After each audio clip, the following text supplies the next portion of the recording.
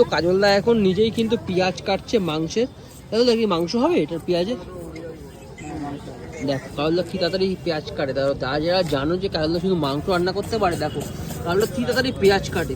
বাবা, যারা যারা কাজলদার হাতে রান্না খাওনি তারা কিন্তু একবার খেয়ে যাও কাজলদার হাতে রান্না। সেকেন্ডে পেঁয়াজ কাটছে কাজলদা, ওয়াও। দেখো আমাদেরকে একবার দেখাচ্ছি কাজলদা কত তাড়াতাড়ি পেঁয়াজ কাটতে পারে।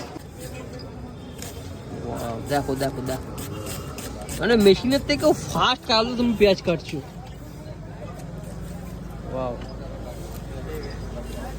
দেখো পেঁয়াজ কিন্তু কন্টিনিউ কাটছে কাজলদা। এখানে দেখো এই যে পেঁয়াজ রাখা রয়েছে, আর এই দেখো এখানে পেঁয়াজ কিন্তু কাটা হচ্ছে। সেকেন্ডে কিন্তু মিনিটে কিন্তু প্রায় 10টা পেঁয়াজ কেটে নিচ্ছে কাজলদা। যারা যারা তারাপীঠে এসে কাজলদার হাতে রান্না খাওনি তাদেরকে একটাই কথা বলবো, যে দেখতে পাচ্ছ ল্যারিকা হোটেল, ঠিক ল্যারিকা হোটেলের সামনে চলে আসো। আর এখানেই রয়েছে কিন্তু এই দেখো দাদা বৌদি রান্নাঘর, আর এখানে রয়েছে কাজলদার। আর কাজলদার হাতের রান্নাটা একবার খেয়ে দেখো, তোমাদের কিন্তু অসাধারণ লাগবে। আমরা একবার খেয়েছি, তা আজকে আবার কাজলদার হাতের থেকে রান্না খাওয়ার জন্য আমরা নিয়ে নিলাম কাজলদার হাতের মাটন। এদিকে কিন্তু রান্না হচ্ছে 4টে কড়াইয়ে একসাথে, আর কাজলদা কিন্তু এইখানে কাটছে পেঁয়াজ।